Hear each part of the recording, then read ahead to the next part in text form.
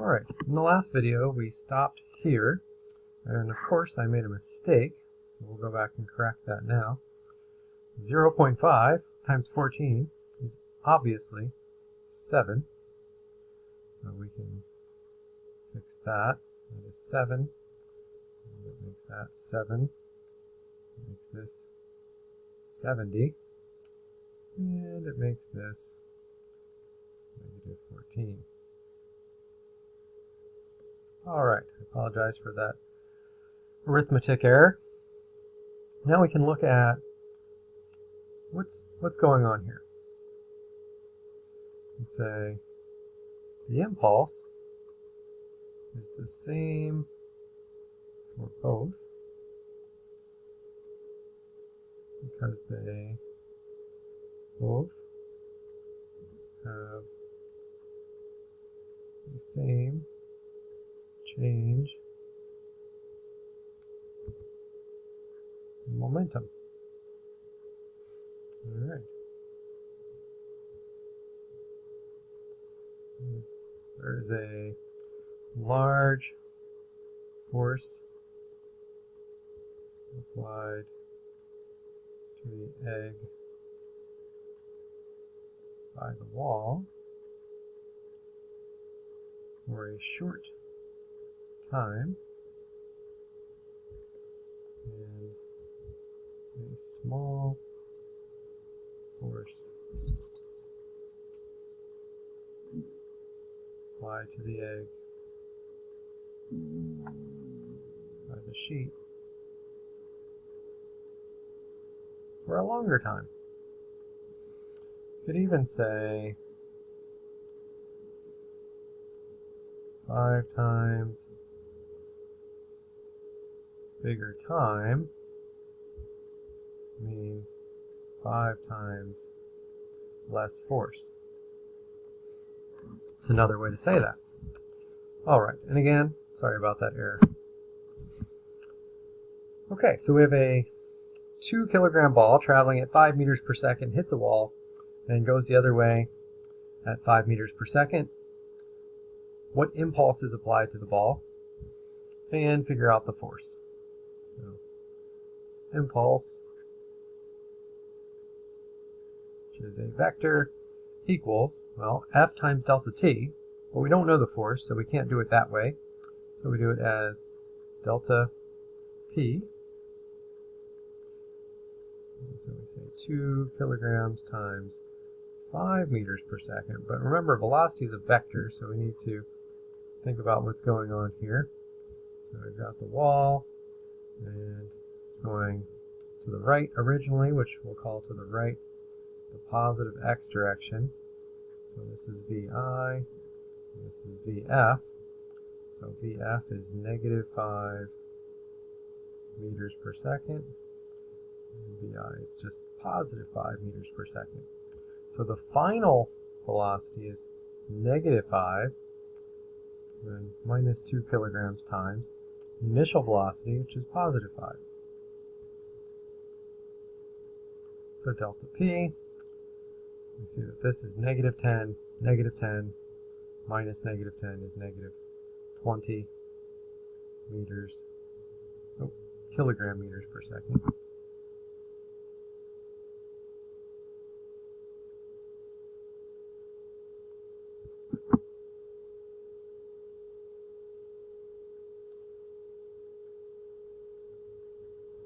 Alright, and so that's equal to the impulse, but we know the impulse is also equal to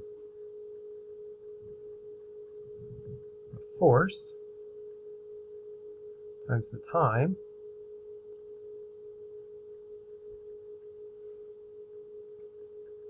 and then so we can solve, and dividing by 0.2 is the same as multiplying by 5, and so we get negative 100 kilogram meter per second squared, which a kilogram meter per second squared, of course, is a Newton.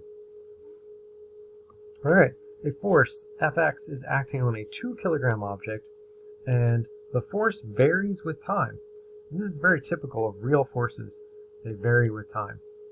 There's some cool YouTube videos you can watch where they show a slow motion image of a baseball bat hitting a baseball or a club hitting a golf ball.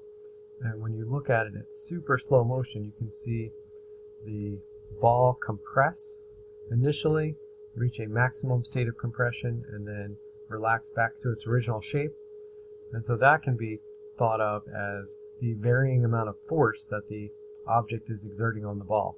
And that makes sense. If you were to squeeze a ball, say especially like a rubber ball or a tennis ball, the more you squeeze it, the more it deforms.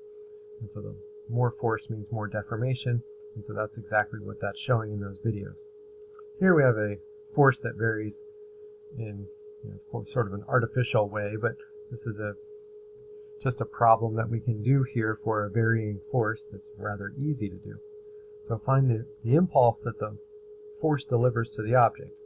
Well, since the force is varying, we can't just use this F times delta T equation. We need to look at the area. So impulse equals area under the F versus T graph. And so we can break this up into three parts: A, B, and C. And so A equals 1/2 times the base times the height, so 2 seconds times 4 newtons. And B is just 2 seconds, oh no, it's 1 second rather. 1 second wide times 4 newtons. And then C is 2 seconds wide times 4 newtons times 1/2. So 1/2 base times height, 1/2 base times height. Those are the two triangles, and then this one is a rectangle, so just base times height. Each one of those comes out to 4 newtons, and so then the impulse is just equal to 4 kilogram meters per second plus 4 kilogram meters per second plus 4 kilogram meters per second.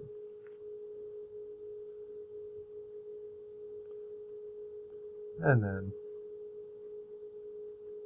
we can just say the total is 12 kilogram meters per second. All right, find the object's final velocity if it was originally traveling with a velocity of -2 meters per second. Well, we know impulse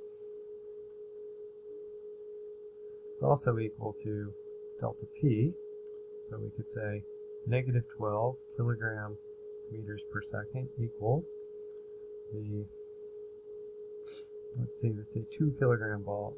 Is that, yeah, 2 kilograms. 2 kilograms times VF minus 2 kilograms times -2 meters per second.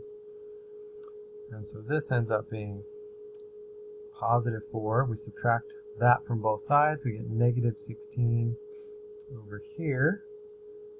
Is that right? Let's see. Final minus initial.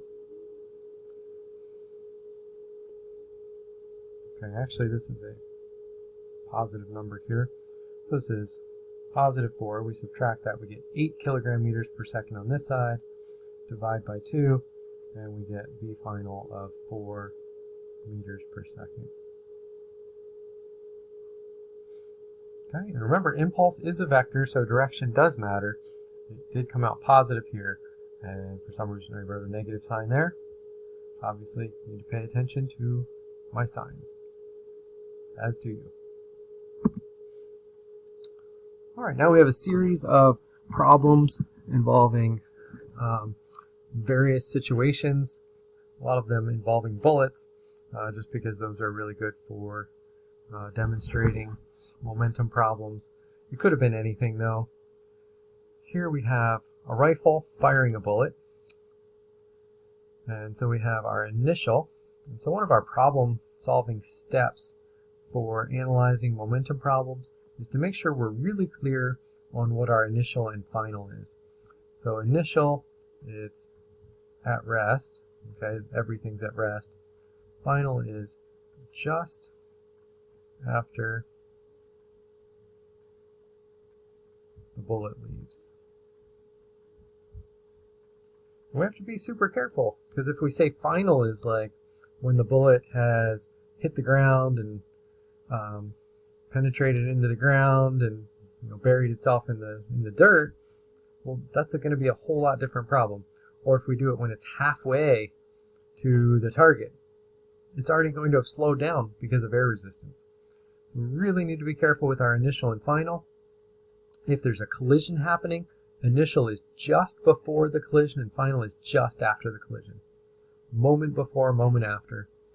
And so keep the time frame as short as possible in these momentum problems.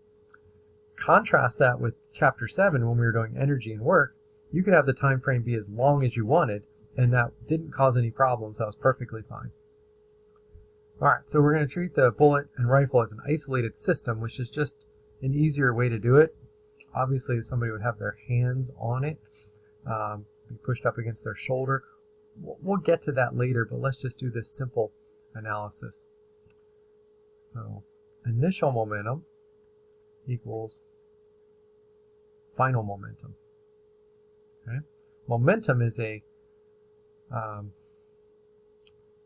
quantity that is conserved, meaning the total amount of momentum stays the same as long as the net force acting on the system is zero. And this is something I could have taken some time to show. So I could have said impulse equals delta P, and I could have said, well, the impulse is equal to F net delta T, and the delta P is equal to PF minus PI. I can add PI to both sides.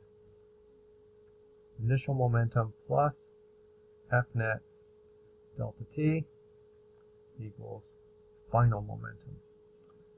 Okay. And this is a nice way to look at it. And then it looks a little bit like our energy equation, a lot like our energy equation, really, where we said initial energy plus work by non-conservative forces equals final energy. Well, here we have initial momentum plus this impulse term equals final momentum. And a lot of things are like that. And if you look at the introduction to this unit in Canvas and read through that, you'll see, I think it's actually on the third file into the unit. There's the survey, then the introduction, and then there's a look at the patterns file, and it talks about this very thing. So here we can look at the initial momentum compared to the final momentum. Here we're going to say it's an isolated system. That means the net force is equal to 0. So that part goes away, and you get this initial momentum equals final momentum. So this is the first problem where we're using this conservation of momentum idea, and momentum is conserved for any isolated system. No outside forces acting on it. So the initial momentum, well, it's m1 v1I plus m2 v2I, and then you say that's equal to m1 v1f plus m2 v2f. And you can find this on your equation sheet or in any physics textbook in the momentum chapter. Well, at first, let's say this is object 1 and the bullet's object 2. So we'll say the rifle's not moving initially, and the bullet's not moving initially. So the initial momentum is 0. Well, the final momentum is also 0. But we're going to still put numbers in here because this term won't be 0 and this term won't be 0. But if the initial momentum is 0 and it's isolated, then we definitely have our final momentum being 0. And so we plug in the numbers, we get 0.8 kilograms times V1F plus 0.005 kilograms times 300 meters per second. We'll say to the right is positive, and then we solve V1F and we get negative 1.88 meters per second.